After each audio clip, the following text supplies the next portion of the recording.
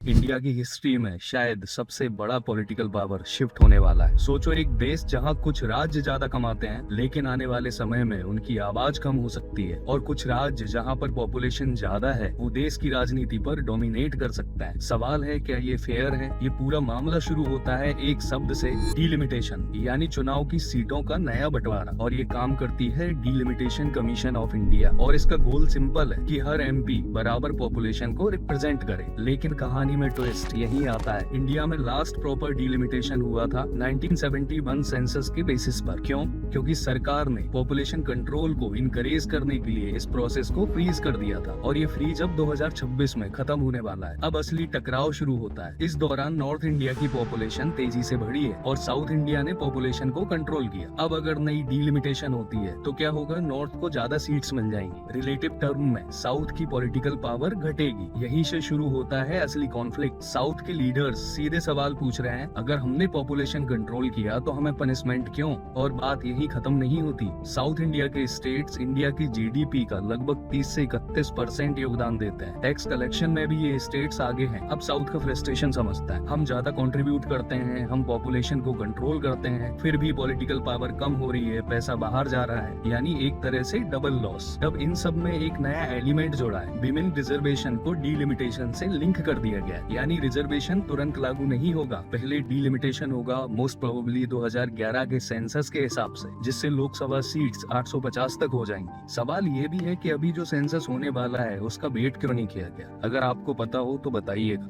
इसीलिए क्रिटिक्स कह रहे हैं ये एम्पावरमेंट नहीं, पावर स्ट्रक्चर चेंज करने का तरीका भी हो सकता है। अब सुनो इसके रिप्लाई में सरकार क्या कह रही है। वो कह रही है कि किसी स्टेट का नुकसान नहीं होगा, हर स्टेट की सीट में लगभग 50% का इंक्रीमेंट किया जाएगा। एग्जाम्पल, कर्नाटका में 28 सीट्स हैं, वो बढ़कर 42 हो जाएंगी और वोट परसेंटेज सेम रहेगा। तमिलनाडु 39 से 59 सीट्स हो जाएंगी, केरला 20 से 30 सीट्स हो जाएंगी, आंध्र प्रदेश 25 से 37 सीट्स, ओडिशा 21 से 31 सीट्स। मतलब सीट सबकी बढ़ेंगी, शेयर सेम रहेगा और साउथ को भी फायदा होगा। और ये पॉसिबल है क्योंकि कॉन्स्टिट्यूशन अलाउ करता है। पार्लियामेंट लॉ पास करेगी और जो कमीशन है वो बाउंड्रीज को रीड्रॉ करेगा। लेकिन जो असली लड़ाई है वो पार्लियामेंट में होगी। अगर रूल बदलने पड़े तो 2/3 मेजोरिटी चाहिए, कम से कम 50% स्टेट की अप्रूवल भी लगेगी, और यहीं पर साउथ वर्सेस नॉर्थ की पॉलिटिक्स पीक पर पहुंचेगी। लेकिन असली सवाल अभी भी बाकी है, क्या सिर्फ शेयर सेम रहना इनफ है? क्योंकि पावर सिर्फ परसेंटेज से नहीं, टोटल नंबर से भी आती है। और डेमोक्रेसी में लॉजिक सिंपल है, जितनी पॉपुलेशन उतना रिप्रेजेंटेशन। लेकिन इंडिया सिर्फ एक डेमोक्रेसी नहीं है, ये एक फेडरल सिस्टम भी है, जहाँ पर सवाल ये है क्या नंबर्स जीतेंगे या बैलेंस।